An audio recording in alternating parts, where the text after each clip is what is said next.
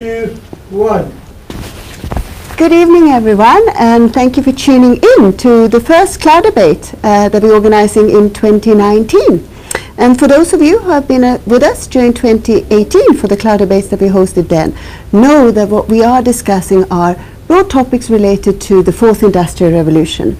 And tonight we're going to debate the academic thesis and academic research and how we actually look upon research within the framework of the fourth industrial revolution.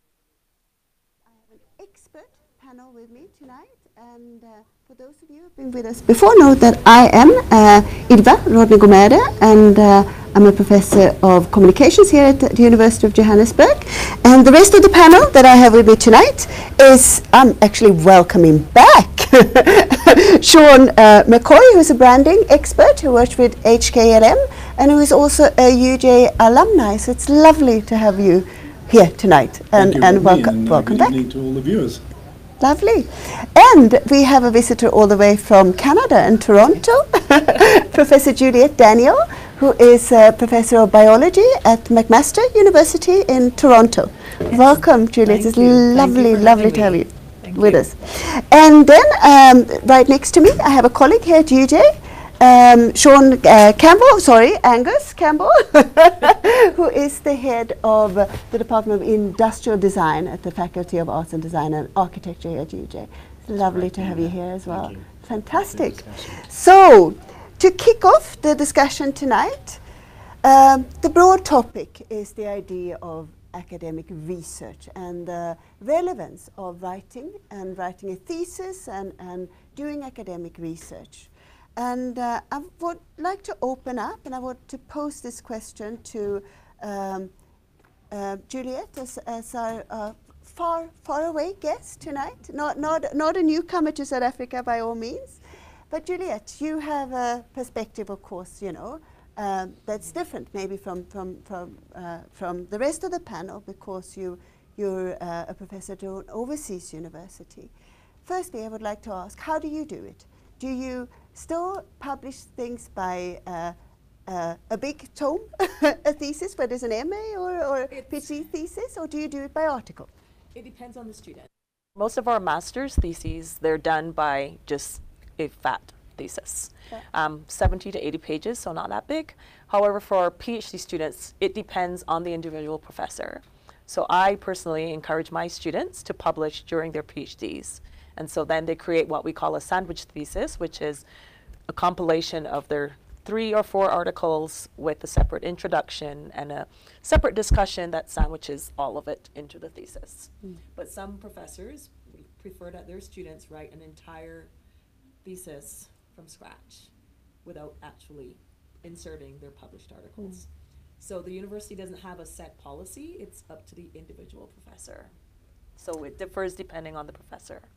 Yeah. So the reason why I kick off with that question is that there's been some debate of, you know, why have this discussion? You know, isn't it a clear case? In South Africa, you can do it either way, you know? Right. So, you know, is it really something to debate? I mean, the real debate then, and I'm looking at you, you know, Sean, but, you know, what's the relevance here? Why are we asking these questions? What's the relevance of academic, you know, you've left academia, you're in industry. What's the relevance of academic research?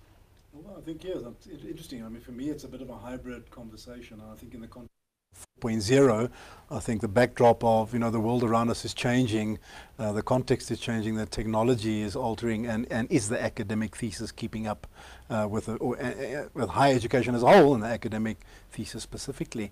I'm not sure that there's a right or wrong answer. I guess we all fall into the trap of looking at it through our own home movie. So mine was the tome, the doorstopper that thankfully doesn't sit on a shelf, and maybe I'll come back to that a little bit later. I think it's had good use even as a 300-pager ultimately. But I think there's a strong argument to say, how does one make that more, I guess, accessible, more open source? How does one extract more value out of it in not just in one's own individual journey, but I think for other researchers, for other students, how does one use the platform? Again, perhaps a point we can come back to a little bit later from a technological point of view. How does one use technology to make that information potentially more accessible? I think there's opportunities in that. So for me, the relevance is is the age-old tradition, does that still stand? As you alluded to, the world in various quarters and institutions and geographies are shifting their thinking, and I think that makes for a valid and sensible debate. Yeah, it's about dissemination as well, which we'll come back to. So I'll come back to you, Juliet. So maybe I should actually have started to ask you rather than what is the relevance, rather than how do you do it. But your views on what is the relevance of academic research before we even go into how we publish it, So I think it depends on your research discipline. So some research disciplines at the moment I think requires that what we call that fundamental basic research to fully understand. For example, in the biological sciences, there's still so much that we don't understand about the cell, far less a tissue or an organ or the entire body. And so for us, I think that's the challenge for us is right now there's a trend, not just in North America, but I think worldwide, that faculty and professors in academia should be doing more applied research. They want to see drug discoveries faster, et cetera. But there's still so much we don't understand about how the cell works. And that requires basic fundamental research. So as much as many of us would love to be doing really applied research that we can say to our families or our friends, look, this is going to help you with, with your particular cancer or your cardiovascular disease, we don't fully understand how all the proteins and the genes within the single cell interact with each other. And so to target any one any one protein without knowing what it fully does can then have serious consequences and side effects on other biological processes. So that, I think, is a challenge for me and many others like me who want to embrace technology and we want to embrace applied research, but we recognize there's still so much we don't understand. Even from my research, we think we understood one thing, and then along comes a really creative student and turns everything upside down. And if we had made a drug, then what would that have led to, right? So it's something I think that we have to think about and consider when we're pushing ahead on some of these. Like, it depends on the research discipline and what you're studying. I think some disciplines are a lot more amenable to moving ahead faster and rapidly than others. Yep. So what you're talking to, Juliet, is this idea that, of course, and I think that we would all be able to talk to our own research, and of course this is relevant, of course this is something that we want to disseminate, this is important, and how we do it is a different thing. Exactly. So I'm going to turn to you now, Angus, and we had a discussion earlier tonight about your own research and working on a thesis and the relevance of it. And I think that what Juliet just explained is that of course it's relevant. It's research that I want to put out there, but how do you do it? And is that so now I come back to that idea of writing a thesis. Is it relevant doing a thesis, or how do we do it? Yeah, as I said to you, I think my own sort of research journey is not sits on the sort of boundaries of design. Whereas a lot of the design-based and the practice-based research that we're doing is very much it's applied, and it's very much focused on developing products, objects, things that are going to impact broader society. So that in itself is really important. That is the applied aspect in a sense. But at the same time, I can see the relevance of trying to understand the world deeply at the same time. So in terms of this debate about sort of the idea of obsolete or absolute, I'm a bit of a fence sitter, because I think it's both. I think that in many ways the thesis as an institution has been around for a very, very long time, and this idea of a big massive document that sits on a bookshelf is problematic. And I think that even if you're doing amazing sort of discoveries, those discoveries have a practical relevance down the line. So I suppose it's about timelines in a sense. The fact that I'm still in the process of doing my own PhD, I can say and again I said this to you, it's not so much the end outcome, this tome. For me, the process of my own personal development along that journey has been incredibly important. understanding how to really deeply engage with the topic over time, and realizing over time as you look at something that you can look at it in so many different ways, and it becomes so much clearer as you get to that light at the end of the tunnel. We'll come back to that, because I think that's interesting, that journey and the skills that you acquire. But I mean, rather provocatively then, that idea of that tome that sits on there, and even actually articles being published, and I can see the defense of or each of the topics here, but whether we publish it as a thesis in one tome or whether we publish it as articles, does it, I'm turning to you now, Sean, does it have a value out there? You work in industry, what's the value of what we do, whether it's, the research that Juliet does, that of course has an impact in a particular way, so does the research that Angus does, but if it, where does it sit? How do you disseminate it? Well, I think that's a valid challenge, and I think something that we should be pondering as in the world of academia. And perhaps I have the vantage point of being, as I said earlier on, a pracademic with with one foot in both worlds. So, what again, talk through my individual lens, I was able to do. So there is the third factor, there is the doorstopper on a shelf, but we were able to take aspects of that and use it and apply it well. So I think Angus's point about, and Juliet's point about applied work, we were able to take, I guess, the findings, go back a step. It was a qualitative study with case organizations. So the case organizations were clients. So there was a within case and a cross case analysis using clients from across industry sectors. So already there was practical insight and contribution and validity from an incoming point of view. And then the interpretation, the learnings and the insights developed were turned into a method and a model and applied to the consulting practice. So we took, sort of almost in parallel, took the dissertation and put it into practice in the business from a methodological and applied point of view. And then by extension, through that other foot in the world of academia, we've had several students who are supervised, who have expressed an interest in the same topic area, who have been able to say, come and build on what are some of the recommendations for further research. So it's been quite multi-dimensional. And for me personally, apart from, and I agree with Angus, the journey, and not just, I think one of the statements about you spend a lot of time writing, but I think the richness of the wide reading and the depth and the exploration that you go through, I think there's a certain richness in that. And if one can then take that in a multi-dimensional way, break it up and apply it in different facets, then I think there's value beyond this thing that you look at 300 pages on a bookshelf. Yes, it's there, and it's got that third factor value, but it has been broken out into value add in a number of different ways. And perhaps that's where we should be challenging the thesis, is what can you do beyond just that assessment and examination ultimately? How do you break that up and share it and disseminate it? So, and I mean, I think that's interesting, and I think that often we emphasize, that this, writing a thesis, or whether you write it as a thesis, or a set of articles, it's writing skills, it's research skills. These are very, skills that goes beyond actually the topic of what you're researching in a way. But if you really want to make your research, research is, of course, it's got to be relevant, but how do you, once again, then, you want to spread it. You want it to land in the communities that you work against, or whatever it might be. So what is it in that idea then of writing either a set of academic articles or that tome that might, even get published in one way or the other beyond, and wouldn't it be better, so let me put it this, would it be better that we publish our research as a series of opinion pieces whenever you make a new discovery in biology? Angus, wouldn't it be better that your, design ideas are implemented and tested in, some kind of, live setup? I don't know, but I'm throwing out there. Juliet, what do you say to that? So I think that at least I can speak for McMaster and some of the universities and various communities in North America.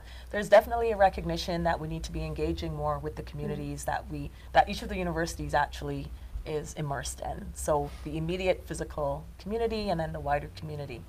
And so there's definitely a recognition of that, and more faculty and professors and students are getting more involved in what we call community engagement.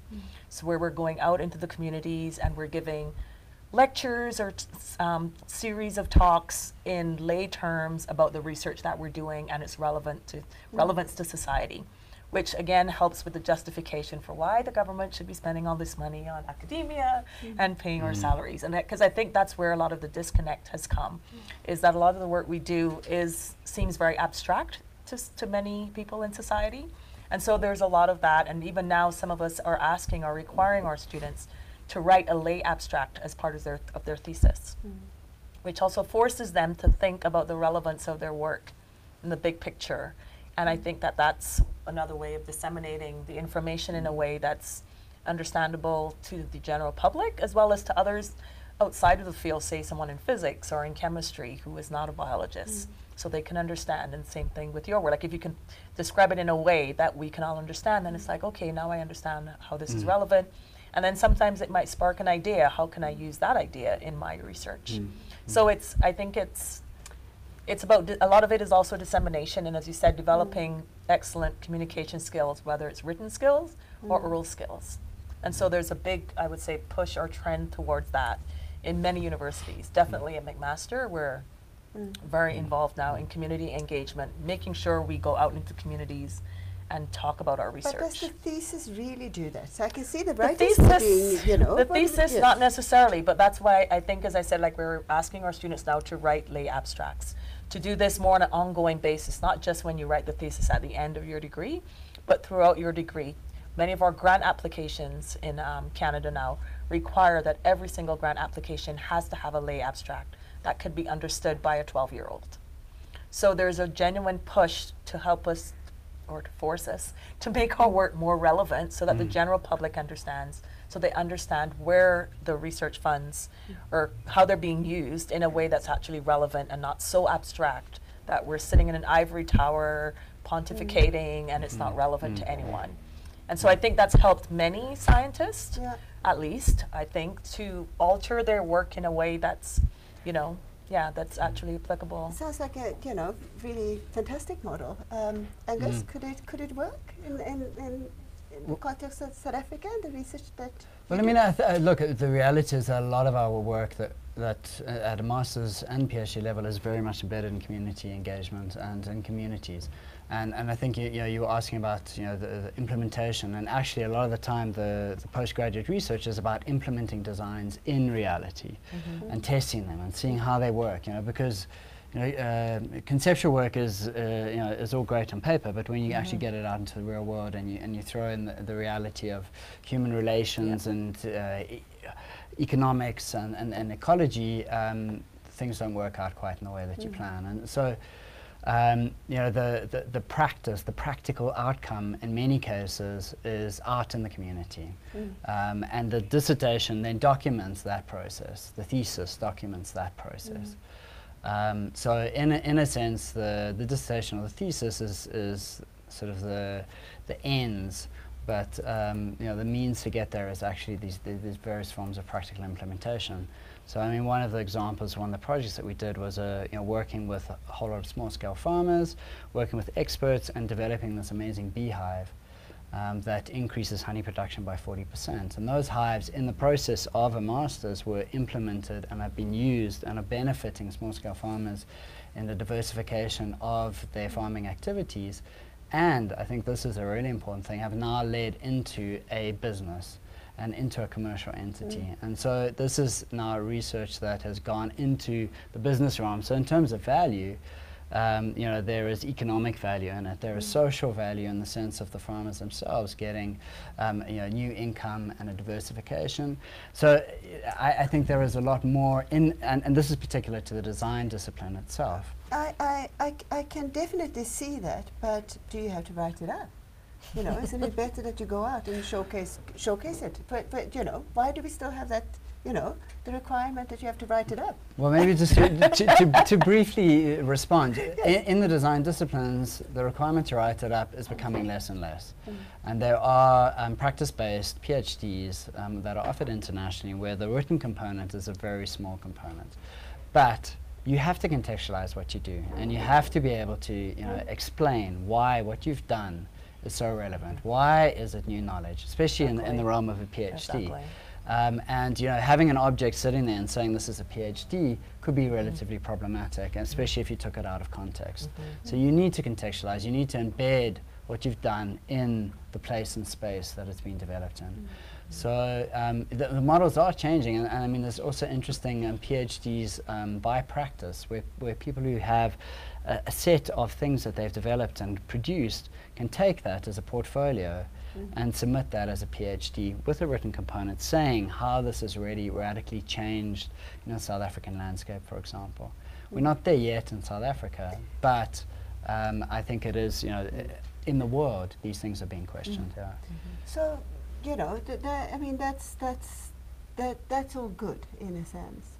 I still think that, isn't it so that we still sort of have a model that talks to, you know, first you do the work, you do the research, which we have to do either way. The research it's going to be done, and it's going to be implementable, and it's going to have value in one way or the other. And we're sort of moving further and further away, as you said, Juliet, from that idea of an ivory tower, that actually we want research that is relevant and not only arts for art's sake, in a sense. Yeah. But I do think that how we then do it, and is there still sort of, you know, value in having people sitting writing it up and explaining it to an audience that, you know, might be very, very small, you know, at the best a few examiners of a thesis, when actually, you know, with, you know, and connecting it back to the fourth industrial revolution, with new technology, we can disseminate research as it happens. We can actually sort of live stream our research findings, if you wish. I don't know. Sean, do you have any? I had that thought running through my mind in preparation for tonight about, you know, what's that intermediate platform. Yeah. So I mean, we're still at the moment trapped in writing. The debate is whether it's a thesis or whether it's published article. I think with some exceptions around, you know, practical work, evidence of practical work. But I was having that thought around what would the new dispensation look like, and I wonder whether anybody's having that debate right now, i.e. what's the digital platform that expresses this content. So for example, could you have real-time data? I'm just thinking of Angus studying right now, as he's in progress, could you have a dashboard with real-time data and perspectives of the work in progress or the current findings that are perhaps still pointing towards or leading to, you know, a conclusion? Would that trigger some kind of almost crowdsourcing or crowd thinking? And I guess you have the debate then, who gets the credit? We'll come back to that perhaps a little bit later. Is it Angus's work then, or is it the crowd's work? It's a different dilemma. But could you almost, not necessarily open source it, but open share it, for want of a better word, where you're getting a work in progress update and review, so you're getting faster access to his thinking and his work stream right now, and that the ultimate presentation, you may still have a written component, but that your ultimate report is this robust piece of work, but on a digital platform. And that could be quite multidimensional. It could have, you know, quite gory statistical data. It could have qualitative insights. It could have infographics. It could have video content from the field. So it could be quite multidimensional in its format, but on the tech platform. So embracing the 4.0 thinking. And I think this is really interesting, and I'm just looking at some of the feeds coming through from our online audience, and Teddy is saying just that, and I think that talks to a lot of the debates here, that it's all about dissemination, you know. Yes, you know, and Teddy says, I really like the point that if the thesis have a social and economic value to the society, it's bound to cause change and impact to the society, but only if well disseminated. And the question is then, how do we do that best? And I'm wondering, you know, once again, and I'm stressing that point, why do we still require students? Juliet, you know, you're in Toronto. Why do we require them to write thesis? Yeah. I think for, at least I can speak for myself and for some of my colleagues, part of it is ensuring that the student has read the published literature, as we said, because we don't want someone plagiarizing or reporting on something that's already been done and claiming it as theirs. So one component or one reason is we would like to ensure that our trainees are actually reading the literature, seeing what's published, and then thinking about what are the unfilled needs or unmet needs, what is that outstanding question that no one has actually tackled.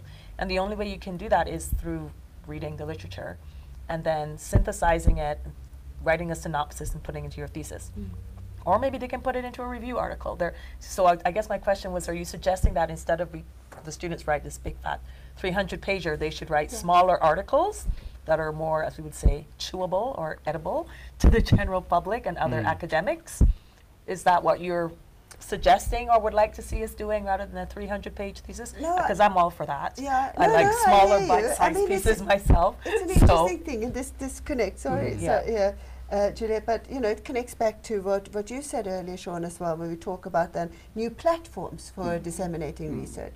So actually, you know, an online, you know, feed here from Tomcats in KZN says that, you know, what is it that, you know, couldn't we use open source instead? You know, isn't that the research that, you know, dissemination that we could do better rather than, you know. I think there has been, I know, I don't remember the name of I know that some of my colleagues have started using this platform where before they even submit their articles now for publication, I just don't remember the name of the website, but you can actually submit your article in preparation, and you get feedback from other scientists that are just going to read it and say, okay, this is great, you missed this control, have you thought about doing this experiment?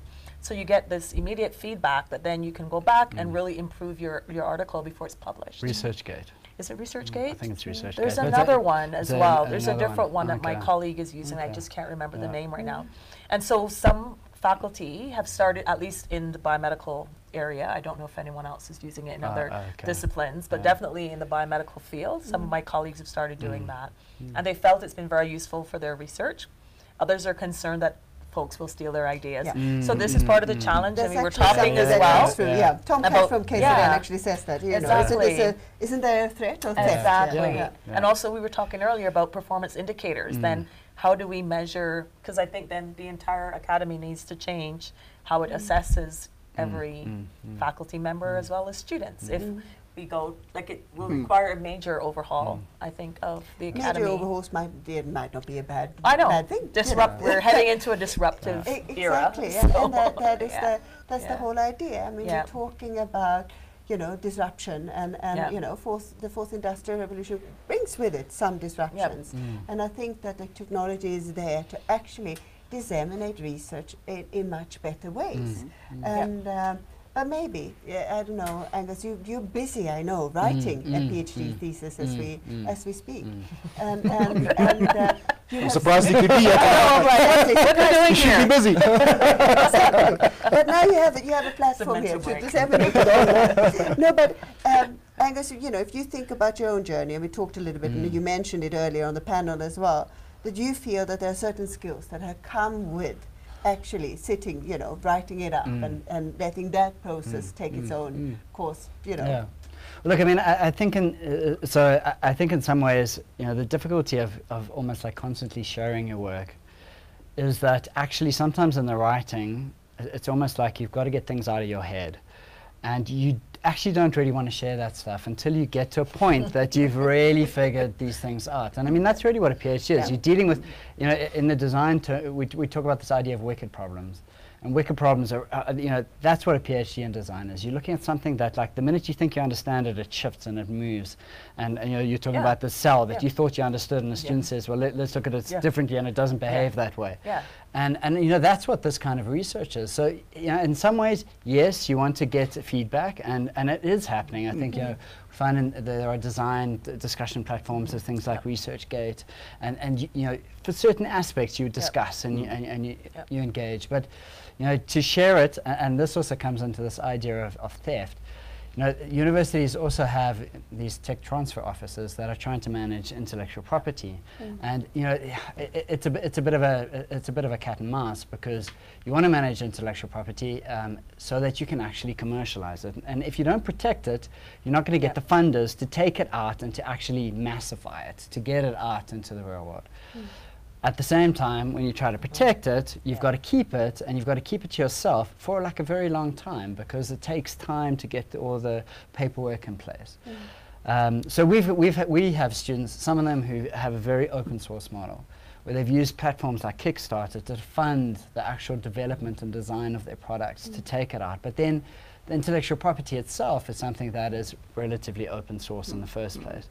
And at the other scale, we've got students that have developed incredible technologies that can have mass impact.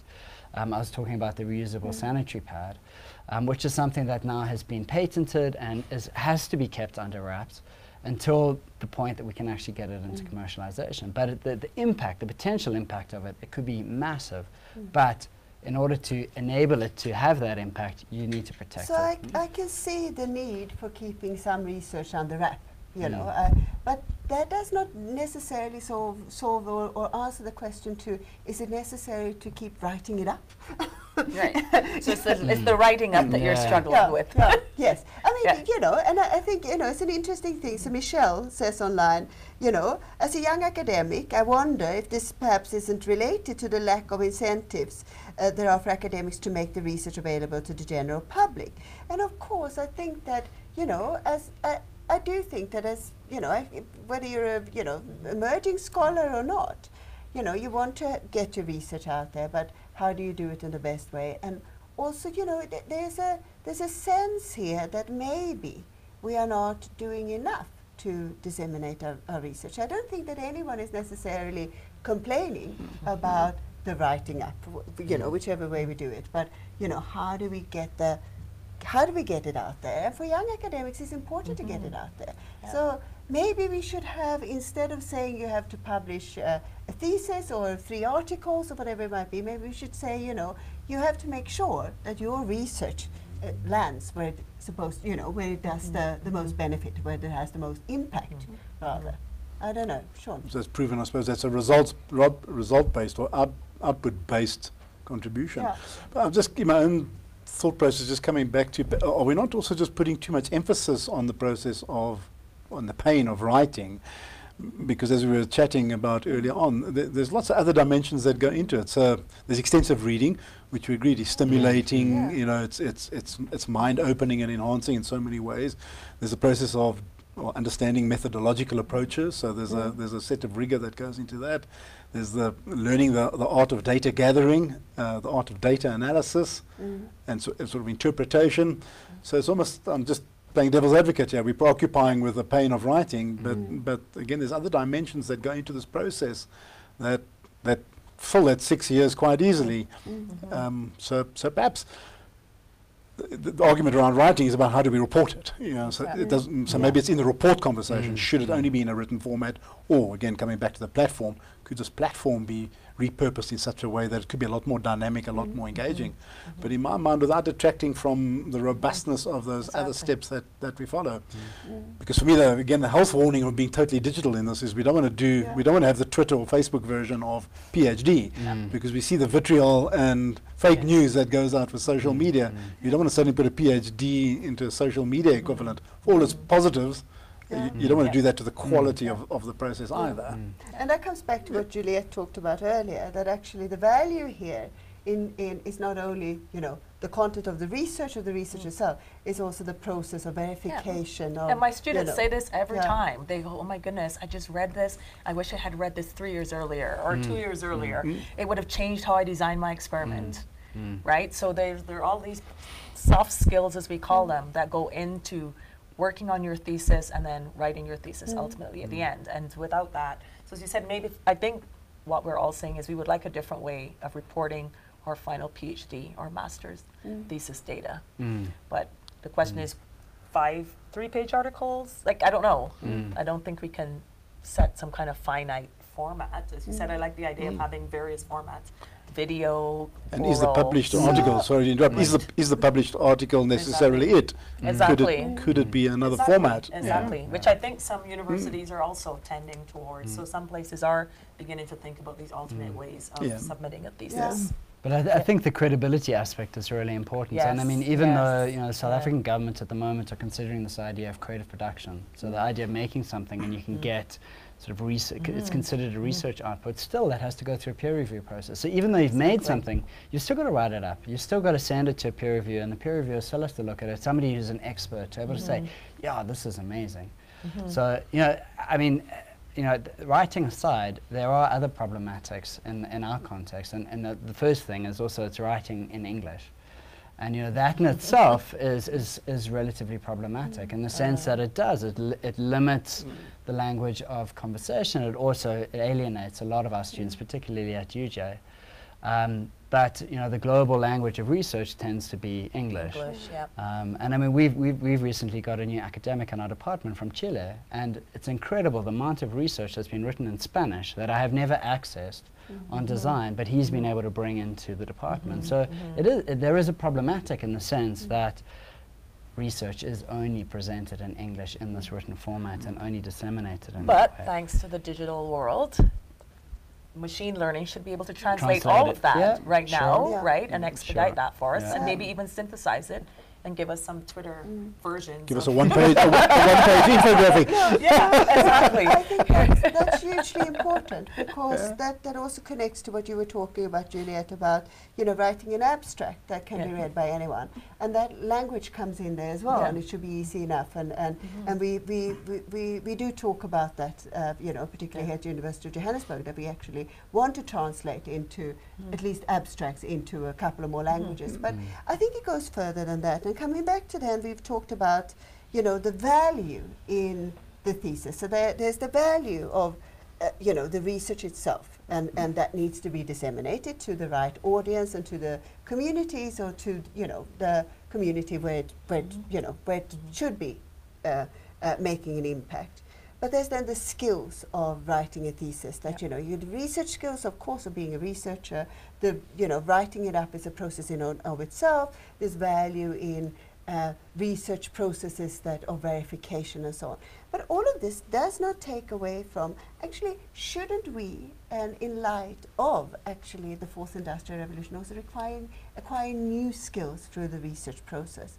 And one of those will be dissemination through new platforms, for example, but also to be able then to use this platform to actually, communicate research in ways that whether it's a language translation that's needed, or explaining something in a lay language, or actually using technology to actually inculcate or to disseminate, rather to have research being disseminated in the communities where it should make an impact.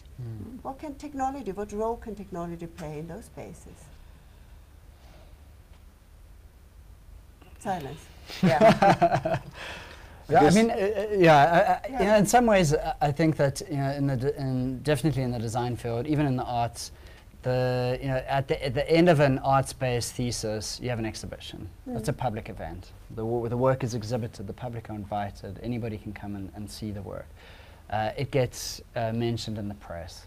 It gets publicized in popular press. I think a lot of our students have also been using this as a means to also potentially set themselves up for further business opportunities going forward. So I can see that might be a bit more difficult for somebody to say, wow, check, I've figured out this amazing cell something or other, and everybody's like, what on earth are you talking about? But that's been the challenge for us, and for me, it has taught me a lot about how to simplify things. Right? Now that we've put this in place for the most part at most of the federal funding agencies, it has really challenged all of us to think about what we're doing and how we talk to the public. And I think most of us would admit that it's made us better scientists. So it actually, initially folks were upset and they're angry, it's another bit of work we have to do. But ultimately it's led to many of us thinking, this is good, It's helping me to think about, how is this relevant? Why is it relevant?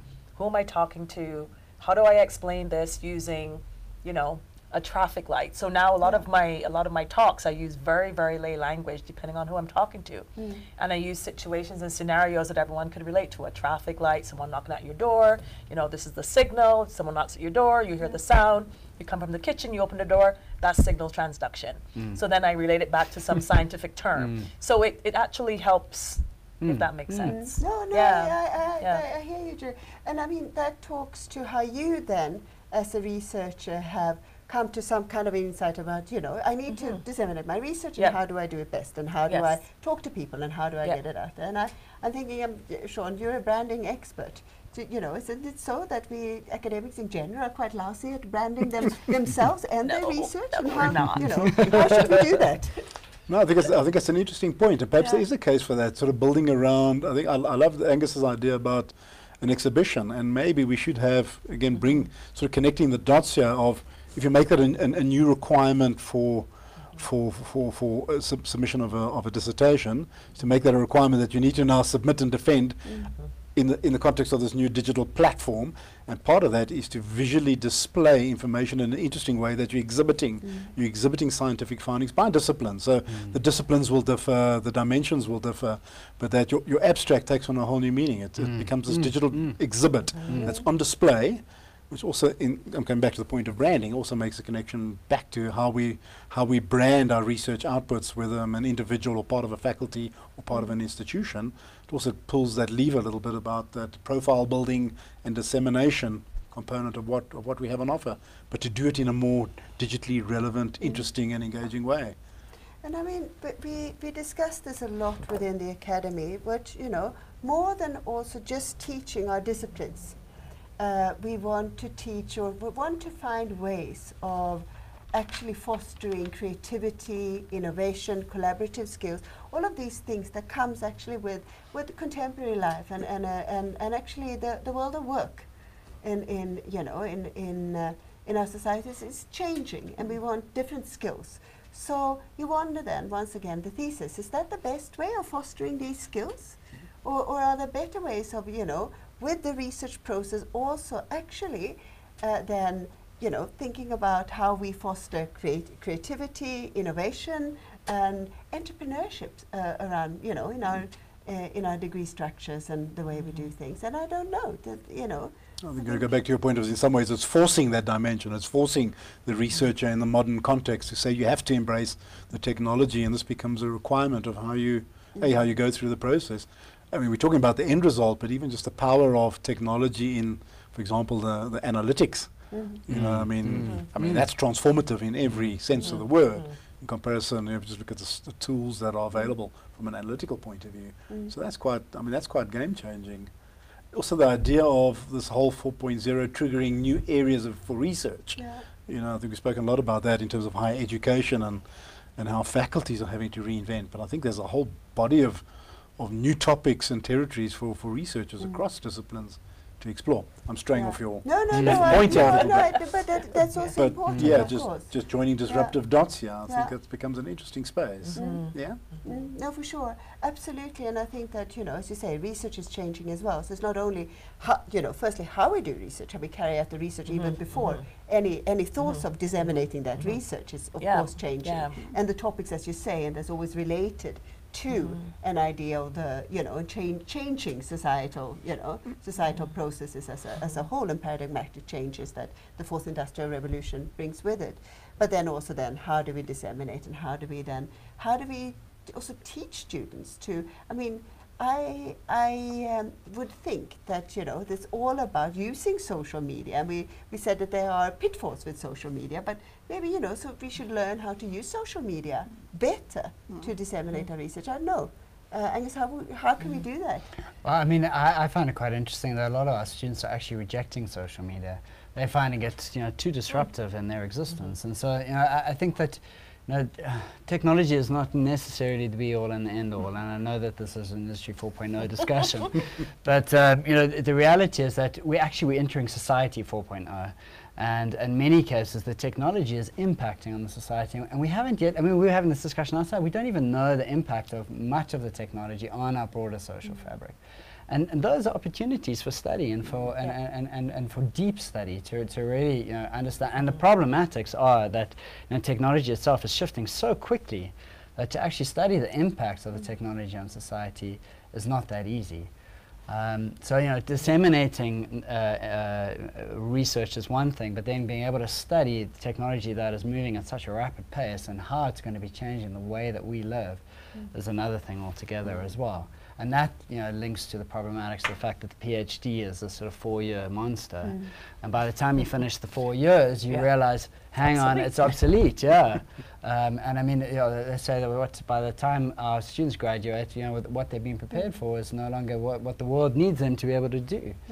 But the point is, wouldn't it be less obsolete, Juliet, if we sort of shared our research, and as a scientist, you're probably more used to this idea of, so we share our research at conferences on a yearly basis. So that's, for us, that's not the challenge, but I think, as you said, Angus, regarding your students rejecting social media, The problem with social media, at least for me when I dabble in it, is it's like a black hole. Once you go on and you start tweeting or doing anything, 2 hours has passed and you're like, what, 2 hours is gone and you can't get those 2 hours back. You still have to now go do your experiments or do your research. We're still, at the end of the day, there's still only 24 hours a day. The human brain, unlike a computer, needs to actually power down and rest. So I think that's also a challenge that the fourth industrial revolution is going to have, as you said, back to the impact on humans, on humanity. We haven't discussed that much here, but I think that's a bigger question and a more challenging question, is how are we going to integrate that with humanity as a whole? And the fact that there's going to be inequities and inequalities with some of this technology being used by some societies better than others, some communities better than others. We already see that there are many in the developing countries that haven't developed very far, and how is this going to help or augment their growth and their development? So for me, that's my concern about the rapid rate and the exponential rate at which this is happening. It's happening so fast that many communities and countries are going to be left behind. And so to what end is that, if we're supposed to be doing this as academics for the greater good of humanity and society, if we're leaving millions of people behind in the wake of all of this revolution, right? Like, I think, yeah, I don't know. It's a deeper philosophical question. Of course it is, but one that I think we need to be discussing. Absolutely. No, you didn't start. We discussed this before. We were discussing this outside. There is sort of a balance then to be found by, on the one hand, what you pointed out, Angus, that if we spend 4 years on writing a research thesis, but by the time we get to publish our results, it's within that research time frame, it's obsolete, it's too old, it's outdated. Vis-a-vis then, the fears that you raised, Juliet, a little bit, that, but if we constantly are going to, whether it's tweeting about our research or trying to write it up in shorter sort of pieces or, whatever it might be, opinion pieces maybe, that it swallows a lot of time and we get caught up in that rather than, promoting. I don't know, but it's a balance here between a different set of skills. And I think that's a little bit what you touched upon, Sean, that, what are these skills and how do we do it? And, is it an either or scenario? I suppose that end result is, thinking back to something I think Juliet said right at the outset, what is the expectation? The expectation of that PhD is to make a contribution and advance knowledge. And you're not going to do that in short form code and fancy Twitter posts. Much the same way that we also say to students, you're not going to be able to come and do a really great presentation and sell it verbally. That's part of a process, but at the end of the day, it's the rigor and the discipline that's on display in that final written analysis that I think is still so meaningful and contributory to, I guess, validating the findings. For me, I think what would be interesting is how can one, if it's a 7-year process or a 6-year process, can the technology shorten that cycle? Can we better use 4.0 to, without detracting from quality and rigor, but can we somehow compact this? Pressures of life notwithstanding, but is there some way we can shorten that cycle so that we don't have that, perhaps, that irrelevance at the end of a 7-year period, or that challenge with the speed of things? So it could be speeded up, I guess, is perhaps another dimension to it. Get a robot to write my PhD. Exactly. Or you could just dictate it.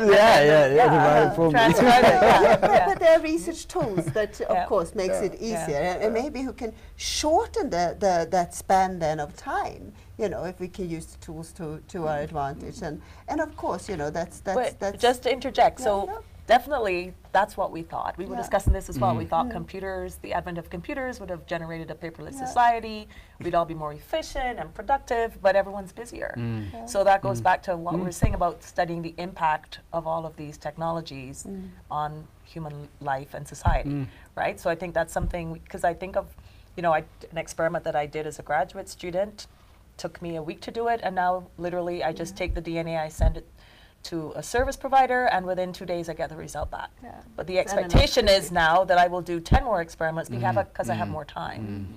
So it's trying to figure out how do we balance this, right? There's always something to fill the gap in terms of, exactly. No, I think that, and that's also what's being discussed now online is actually this idea that can technology help us speed up certain processes, and whether it's the research itself or whether it's the dissemination processes or, the lifespan of things. But I mean, we're talking about, you know, this idea of, is it, you know, is the academic thesis an absolute or is it obsolete?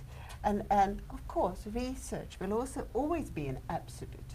You know, we won't advance on anything unless we have proper research to underpin what we implement, you know, in communities. And I guess you've talked a little bit about that, you know, and the relevance. I think we all agree to the absolute of also of relevance. So the question is then, can we make it an absolute within our criteria for how we graduate students and how we assess students, that actually they have to, you know, not only does the research have to have relevance, but it has to be disseminated so that that relevance can be proven in one way or the other, in a societal context or a community context, for example. Would that work? Would it be a feasible criteria for I think that's feasible and reasonable to request. I think the challenge would be to get alignment around the principle, Exactly. just given the nature of the different disciplines and faculties and Yeah. institutions. That's Even in the current context, there's so much variation of approach. I mean, the idea, I think, is a great one. I think Yeah. the challenge will be in Yeah. it could be an absolute.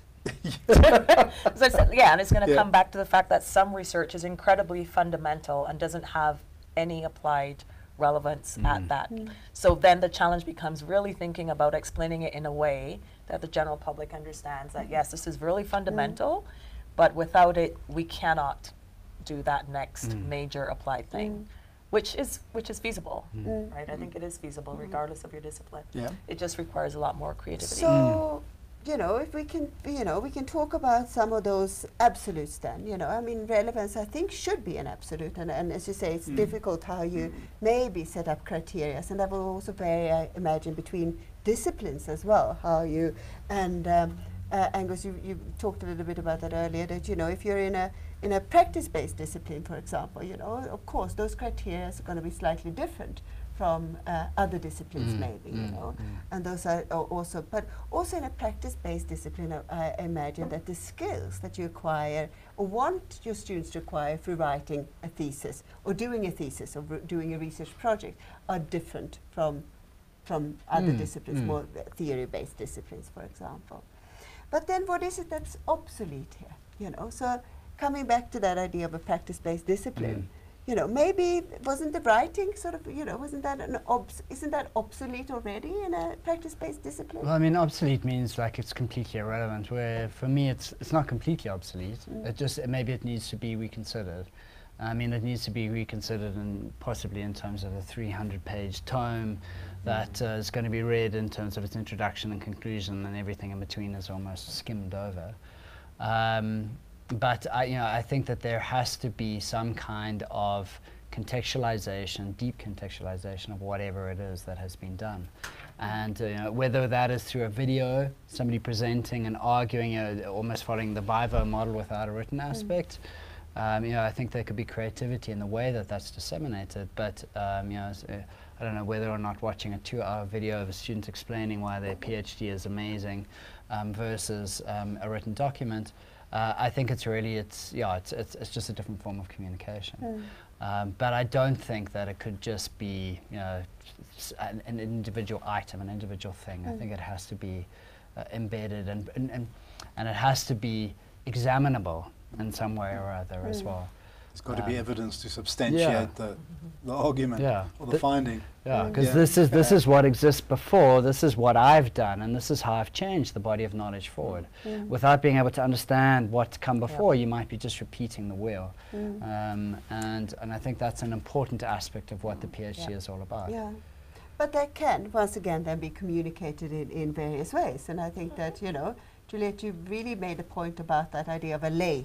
In lay terms, in lay language, how do we, and the question is then what platforms do we have at our disposal to do so? And I think it will be interesting to see actually, and how well can we do it, and how well then, can we brand it, and brand our research to actually get it out there and to make it, make it have impact and make it impactful. So in South Africa, have you tried the 3-minute thesis? Yeah, we do. And do you find that effective? Do the students find that effective? I mean, I think it's effective in the sense that, you know, it provides an opportunity for students to really hone in on what is the central thesis here, what is unique, what is the, you know, what is my main argument. But maybe that's something to consider. So but that 3-minute thesis, can it be adaptable then to actually also then, once the research is done, to put that in, package it, you know, to make it clear to provide the public what the relevance is of research. Yeah. Yeah, I mean, sorry. So I was just thinking of the point that Angus made. It got me thinking about, in progress dissemination. Use that analogy of, well, before I got here, there was this body of work. And that could be an example of something, the prior body of work is an example of something that could be packaged to say, I'm studying this interesting new territory, but let me put out a short-term dissemination on this platform of what I found in this territory thus far. It's not really giving anything away. It's alluding to an existing body of work, some possible gaps in thinking and opportunity. That might be a way to take an in-progress chunk and put it out there. I mean, I also think that one of the things to think about is, you know, one of the other important aspects of the thesis is also the getting that person into the world, you know, this knowledgeable person into the world. And so, I mean, one of the interesting ways to explore, you know, taking the exhibition more public, you know, if you could have things like sort of biology fairs where you go to schools and you show, look at these amazing things that we've been exploring. You know, because I think that also the reality is that the world has become so complex that for scholars coming out of school who have to learn 7 subjects and then choose what they're going to be doing for the rest of their lives. Like, you know, if I had somebody come and show me some amazing sort of biology experiment at school, I might be a biologist now as opposed to a designer. But, you know, it's things that inherently you experience along the way that end up sort of directing you towards what you end up doing. And so in some ways I think it's about also taking that knowledge and then embedding it back into our society. And you know, the foundation of our society is our youth. So if we can take the body of knowledge back into the youth in some way, you know, practically how, I think that would be, you know, the most important thing to explore. And I think that, you know, one of the points, and Dimitri makes this point online, that, you know, it's about harnessing technology to disseminate research and to, you know, do research in ways that are, you know, makes it impactful and in efficient ways, I guess, you know. And I think this is important. And Teddy actually says that surely giving or sharing bits is important, and that's what it is about, I think, you know. We are running out of time and we need to wrap up, but I think that, you know, I don't think that we can, you know, make any clear judgments on, you know, absolute or obsolete. I think that we can all say that the absolute here is to, you know, good research, you know, and to make it impactful and make it relevant. And be relevant, I think. Make the contribution in a relevant way. I think that's vital. That's an absolute. And I think that's the important message here. And I think that, you know, ways of how we do it might be obsolete in one way or the other, you know. They are changing rather, you know. But the absolute will always be about the relevance and how well we can disseminate it and make it impactful. I think we're all in agreement on that. Thank you very, very much, and I want to thank you all at home as well. You've been fantastic, and it's been lovely seeing the feeds, and it's always, and this is something that the panel won't be aware of, but I see the discussion that goes on online between, you know, the different people have tuned in, and I, you know, continue that because I think that's absolutely fantastic, and how you respond to each other and so on. It's lovely to see. But I want to thank you very, very much for coming out this evening and to participate with us here at the University of Johannesburg in these debates that we will continue. And there's so much to be said, not only about the academic research, but the whole, you know, the academic system itself and higher education in the post-industrial revolution. And we will continue these debates for sure. So thank you for the invitation. Thank you for having us. Thank you very much. Thank you. Thanks to all that tuned in. Yes. Thanks. Thank you.